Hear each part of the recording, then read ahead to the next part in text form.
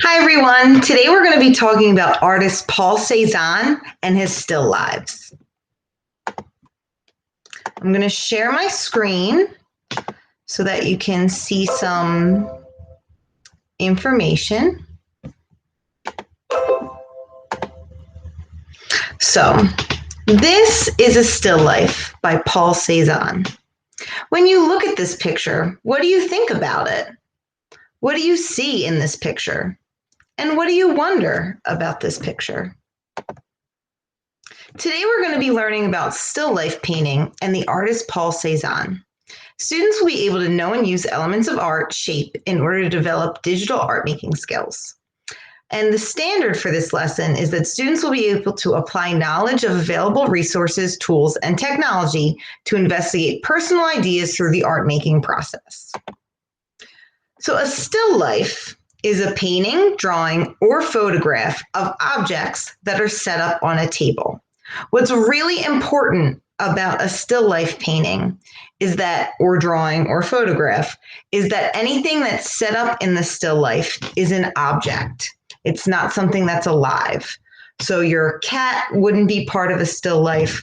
A person wouldn't be part of a still life. But anything or object can be part of a still life. So this week, we're going to be learning how to draw a still life based on the work of Paul Cezanne, which we'll look at a little bit more deeply in class. We're going to be using our sketchbook or a piece of paper, a pencil or other drawing tools, and we're going to be drawing a picture of some fruit on a plate on a table. When you're done with your drawing, you're going to upload this into Google Classroom, which I'll go over momentarily. All right, so let's get to drawing. So when we're drawing our still life, we're going to think of it like we're looking down at the table where our fruit and other objects are set up. So we're going to start that by drawing our plate that our fruit is going to be sitting on. For that, I'm going to start with one rather large circle, and then inside that, I'm going to add another circle, because that kind of shows the edge of the plate. In this inner circle here is where I'm going to draw my fruit. So think of some fruit that you enjoy eating, and that's what we're going to make on our still life. It's kind of up to you what ones you pick. Apple, orange, strawberries, blueberries, bananas, anything you like. So here I'm going to start by sketching out an apple, and then maybe I'll add some grapes over here. When I make my grapes, I'm pretty much just drawing little circles right next to each other. I can add a stem and a leaf, and then I have some more room up here. So maybe I'll just add an orange. Now, before we're done drawing, the other thing you want to think about is some decorative element for your table. Because, your plate might just be a plain white plate. So we want to make some definition to make the table look different than the plate. So to do that, you want to think about adding different shapes or different types of line.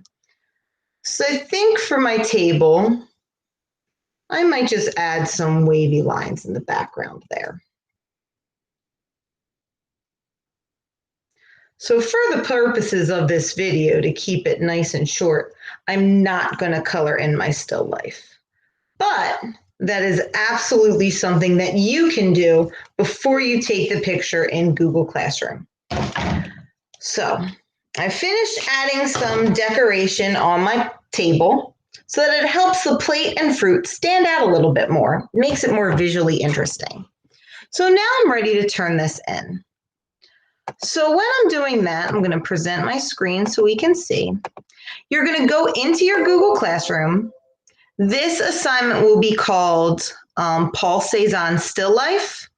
Attached to that will be this video, a video that we watched in class with some information about Paul Cezanne, and a blank Google Draw. So when you open up your Google Draw, to take your photo, to be able to upload it, I'm going to go to the Insert Image tool, which looks like the mountains, down to the camera. I'll hold my still life up as best I can. Click that yellow camera button and hit the word insert. If you want to resize it and drag it out to make it bigger, that's fine, but you can also just leave it in the small picture. After you're done doing that, you'll exit out of your Google Draw and hit submit. If you have any questions, please email me or comment in Google Classroom. Have a fantastic day.